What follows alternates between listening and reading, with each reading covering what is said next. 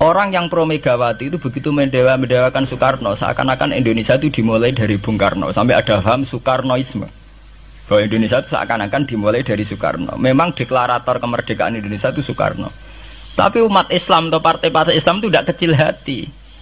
Karena embrio yang bernama Indonesia itu dari tahun 1908, sebelum ada partai nasionalis yang berani melawan kolonialisme Belanda adalah partai-partai Islam, sehingga kebangkitan Indonesia dimulai 1908. Karena saat itu yang pertama mencetus ide melawan Belanda adalah kiai-kiai Islam, yaitu saat itu bikin serikat dagang Islam, terus lama-lama menjadi serikat Islam, terus lama-lama menjadi partai Islam. Dimulai dari angkatannya Hos Cokroaminoto, jenis Haji Umar Said sinten Cokroaminoto, itu disingkat jenis Hos Cokroaminoto.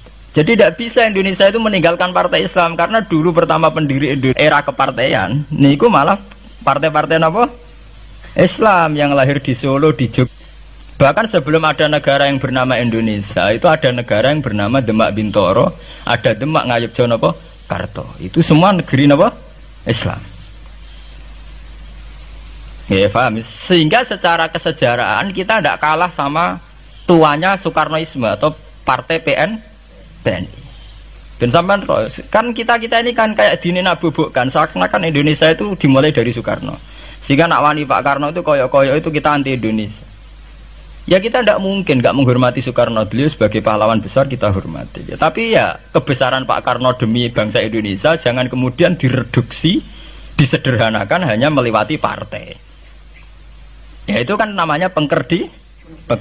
Tentu Pak Karno bikin negara ini ya untuk semua bangsa, bukan untuk PDIP saja, bukan untuk partai-partai marhainisme saja, juga bukan untuk partai-partai yang berfaham Soekarnoisme saja. Ya sama, tapi kita juga adil, sebagai kiai juga adil. Hos Cokroaminoto bikin partai Islam adalah untuk mengusir Belanda dari bumi Indonesia, yang nantinya juga untuk kepentingan semua bangsa Indonesia, tidak hanya yang Islam saja. Ya kita adil, sama-sama adil. Saat nasionalisme ya tidak mengurangi keagamaan, saat keagamaan tidak mengurangi nasionalis. Tapi itu tadi kemudian ini dikerdilkan secara politik. Di sawangannya nak wis duwete Pak Hasim Mbak Mega nasionalis religius iki sudah ditren. Wangger duet senengane pasangan nasionalis sampai apa nak nasionalis terus wajib sholat. Apa nak religius terus gak wajib nasional? Sebetulnya itu kan apa kan wong Indonesia terus wajib sholat hanya karena atas nama nasionalis. Apa nak wis kiai terus wajib bayar pajak. Itu kan pengkerdilan, proses pembohongan ya. Pembohongan secara publik. Kowe dibodhokno, sedurunge bodoh itu kan itu kan repot.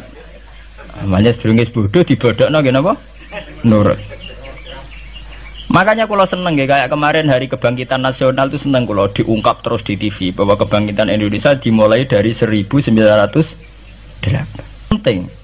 Pentingnya bahwa orang-orang yang sok Soekarnoisme biar tidak mereduksi Pak Karno hanya milik mereka sendiri, karena bangsa ini berdiri semenjak 1908.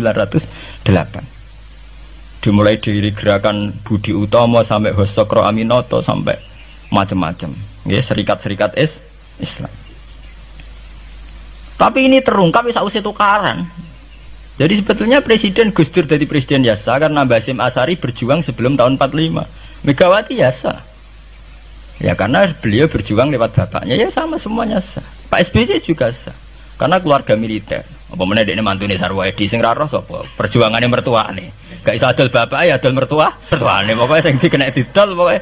Tapi artinya sama, kita secara sejarah itu sama. Kita sebagai santri juga tidak kalah sejarah. Karena berdirinya nasional adalah lewat para kiai. Itu takokno sejarawan manapun, kayak profesor siapa di UI, siapa saja profesor-profesor sejarah bilang bahwa awal kebangkitan Indonesia itu dari partai-partai Islam. Bahkan versi orang nasionalis sekalipun tuh bilang, karena Islam adalah satu agama yang paling sensitif terhadap penjajahan. Karena Islam melahirkan satu paham jihad, bahwa ketika ada kolonial Belanda, wong Islam terinspirasi harus jihad. Sehingga lahir partai-partai Islam. Dulu yang dilawan tuh perdagangan. Ini kalau cerita sejarah, santri-santri sadar. Jadi santri salaf dengan model sekarang sing ra roh duit, ra roh dagang itu sebetulnya mengkhianati pendiri santri. Lho boten niku lho fair. Sing gak seneng dagang, gak seneng mergawe itu mengkhianati pendiri pesantren. Sama lihat sejarah, tahun 1908 itu namanya tidak SI, tidak Serikat Islam, tapi Serikat Dagang Islam. Karena para kiai adalah melawan dominasi Cina di Surakarta dan dominasi Belanda menguasai sentra-sentra perdagangan. Sehingga yang dilawan pertama adalah piye supaya kolonial gak menguasai aset-aset ekonomi. Sama takokno sejarah, cek versi kiai, cek versi buku, asal gak versi klenek. Itu pertama yang dilawan para ulama adalah penguasaan aset ekonomi oleh Cina dan Belanda, sehingga mereka bikin Serikat Dagang Islam.